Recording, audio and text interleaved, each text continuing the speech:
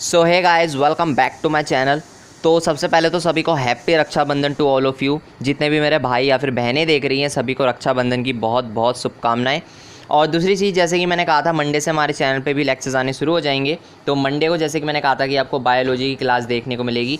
तो आज हम देखने जा रहे हैं बायोलॉजी का जनरल इंट्रोडक्शन। ठीक है, क्या क्या हम इसके इंट्रोडक्शन में देख सकते हैं, क्या क्या बातें हमें बायोलॉजी के रिगार्डिंग जाननी चाहिए। ठीक है, तो बिना किसी देरी के शुरू करते हैं। सो गाइज, हम आ चुके हैं अपने नोट्स की तरफ और ये मेरे हैंड रिटन नोट्स हैं जो कि मैंने खुद बनाए हैं। तो मुझे तो नहीं लगता अगर आप रेगुलर क्लासेस ले लेते हो तो बायोलॉजी का क्वेश्चन इस नोट से बाहर जाने वाला है। ठीक है, तो देखते हैं फिर हम आज इंट्रोडक्शन ऑफ बायोलॉजी। ठीक है, तो लिखा है biology is drive from a Greek word where bio means living and logy means study. ठीक है ना, कह रहा है कि यहाँ पे बायो का मतलब, जो बायोलॉजी में बायो का मतलब है वो होता है आपका लिविंग और लॉजी का मतलब होता है स्टडी। डैट मीन्स हम कह सकते हैं biology is the study of living things. Biology किसकी स्टडी है? लिविंग थिंग्स की। ठीक है, अब आपको पता होगा लिविंग थिंग्स भी होते हैं और नॉन लिविंग थिंग्स भी होते हैं। ठीक है ना, लिविंग थिंग्स कौन होते हैं? जो कि सांस लेते हैं, जो कि जी रहे हैं, जिनके अंदर सांस है, प्राण है, वो लिविंग थिंग्स हैं।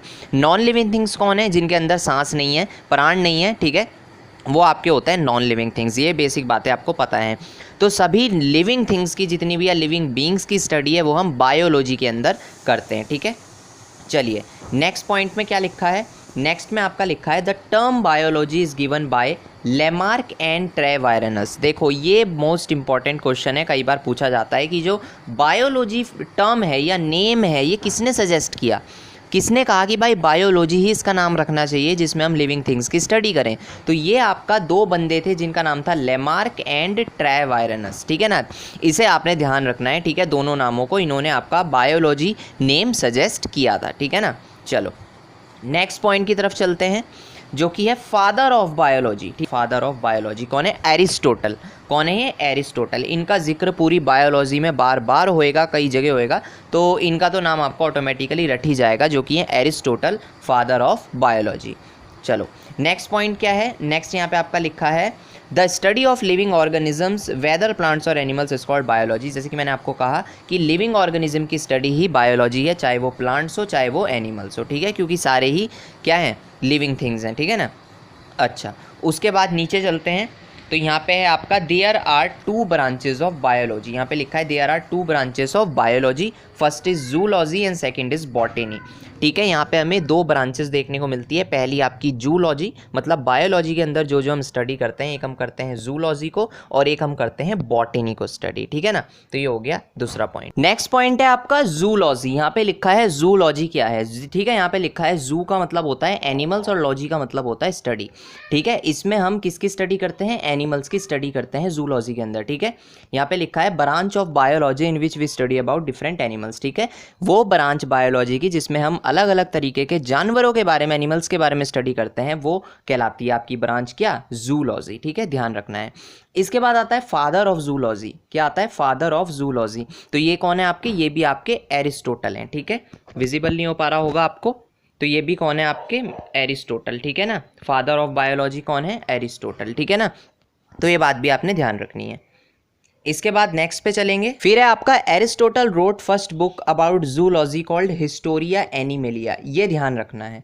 ठीक है, पूछा जाता है कि एनिमल्स के ऊपर, सॉरी जूलॉजी के ऊपर लिखी गई पहली पुस्तक का, किताब का क्या नाम है? तो ये आपका Historia animalia, in which he studied about 500 to 1000 animal, जिसमें उन्होंने 500 से 1000 एनिमल्स के बारे में स्टडी करी। ठीक है, तो यहाँ से एक क्वेश्चन जो बनता है वो यही बनता है कि ये बताओ जूलॉजी के ऊपर लिखी हुई पहली किताब, तो है आपकी हिस्टोरिया एनिमेलिया। अच्छा, लिखी किसने थी? ये लिखी थी Aristotle, the father of biology and zoology. अच्छा, नेक्स्ट पे चलते हैं। नेक्स्ट है आपका he studied about animals on the basis of some criteria. ठीक है, तो उन्होंने जो एनिमल्स की स्टडी करी अपनी इस बुक के अंदर, वो कुछ क्राइटेरिया के बेसिस पे करी, कुछ टर्म्स थे। ठीक है, यहाँ पे देखो कुछ टर्म्स आ गए हैं। ठीक है, जहाँ पे पहला आपको नज़र आ रहा है मॉर्फोलॉजी। ठीक है, व्हाट इज मॉर्फोलॉजी?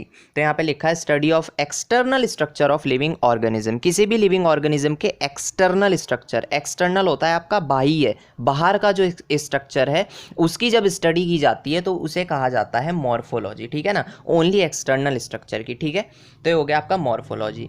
सेकेंड आपका आता है यहाँ पे anatomy. What is anatomy? Study of internal structure of living organism. Living organism के इंटरनल स्ट्रक्चर यानी कि अंदर के स्ट्रक्चर की, ठीक है। एक्सटर्नल हो गया मॉर्फोलॉजी और इंटरनल अंदर के स्ट्रक्चर की स्टडी हो गई आपकी एनाटॉमी, ठीक है ना। उसके बाद आपका लास्ट वन इज फिजियोलॉजी, ठीक है। Physiology is what, study of function of internal and external organ of living organism. यहाँ पे दोनों आ गए, internal organ as well as external organ of living organism. तो इन 3 क्राइटेरिया के बेसिस पे जो है इन्होंने स्टडी करा about different kind of animals, ठीक है। तो तीनों टर्म्स को याद रखना क्या है, morphology is study of external structure of living organism, anatomy is internal structure of living organism की स्टडी, और physiology is what, study of function of internal organ as well as external organ of living organism, ठीक है। तो ये बातें आपने ध्यान रखनी है। नेक्स्ट पे चलते हैं। तो नेक्स्ट यहाँ पे है आपका क्या, बॉटनी, ठीक है ना। अब यहाँ पे आ गया बॉटनी। बॉटनी क्या है, study of plants is called botany. Simple, botany क्या है, study of plants. Different plants की जो स्टडी की जाती है वो बॉटनी के अंदर की जाती है, ठीक है ना। कैटेगरीज बनाई हुई है, एनिमल्स की स्टडी करते हैं जूलॉजी के अंदर, और आपकी प्लांट्स की स्टडी करते हैं हम बॉटनी के अंदर, और ओवरऑल मिला दें तो बन जाती है क्या, बायोलॉजी, जो कि हम पढ़ रहे हैं, ठीक है। अगर ओवरऑल मिला दे तो क्या बनती है, बायोलॉजी, ठीक है। तो ये आपका, ठीक है ना, बॉटनी। तो it is second branch of biology, ठीक है। बॉटनी क्या है, बॉटनी आपकी सेकंड ब्रांच है किसकी, बायोलॉजी की, ठीक है, आपकी सेकंड ब्रांच। देखो बायोलॉजी के फादर हैं एरिस्टोटल, ठीक है, बायोलॉजी के फादर हैं एरिस्टोटल, जूलॉजी के भी फादर हैं एरिस्टोटल, लेकिन यहाँ पे बॉटनी के जो फादर हैं, father of botany is Theophrastus. कौन है आपके यहाँ पे, थियोफ्रास्टस। अच्छा, नेक्स्ट पे चलेंगे। यहाँ लिखा है Theophrastus wrote his first book about botany called Historia Plantarum, ठीक है। जिस तरीके से एरिस्टोटल ने बुक लिखी थी जूलॉजी पे, वैसे ही थियोफ्रास्टस ने बुक लिखी आपकी किस पे, बॉटनी पे, जिसका नाम था हिस्टोरिया प्लैंटरम। एनिमलिया था जूलॉजी वाले का, इसका था हिस्टोरिया प्लैंटरम। ये ध्यान रखना है, यहाँ से वाला क्वेश्चन पूछा जाता है। और सेम थिंग इसमें भी उन्होंने 500 किसकी, प्लांट्स की स्टडी करी। जूलॉजी में एनिमल्स की स्टडी करी थी, यहाँ पे 500 प्लांट्स की करी। क्राइटेरिया आपका सेम रहा, on the basis of morphology, anatomy and physiology, जो कि मैं आपको बता ही चुका हूँ। तो ठीक है फ्रेंड्स, आज की इस वीडियो के लिए इतना ही, केवल एक इंट्रोडक्शन पार्ट था। कल से हम जो है आपका सेल स्टार्ट करेंगे, जो कि बायोलॉजी का बेसिक कंपोनेंट है, ठीक है। तो सेल की क्लास आपको देखने को मिल जाएगी। सॉरी, कल नहीं, कल तो केमिस्ट्री की होगी, मतलब जब भी अगले टर्न आएगा बायोलॉजी का तो आपको सेल देखने को मिल जाएगा। तो फिलहाल इस वीडियो के लिए इतना ही। वीडियो अच्छी लगी तो लाइक शेयर कमेंट करें, ठीक है। अपने दोस्तों के साथ जरूर शेयर करें, लाइक करें, जिससे कि औरों का भी भला हो। चैनल को जरूर सब्सक्राइब करें, जिससे कि जब भी मैं अगली वीडियो डालूं आप तक सबसे पहले नोटिफिकेशन पहुंच जाए। तो मिलता हूं नेक्स्ट वीडियो में। Thanks for watching.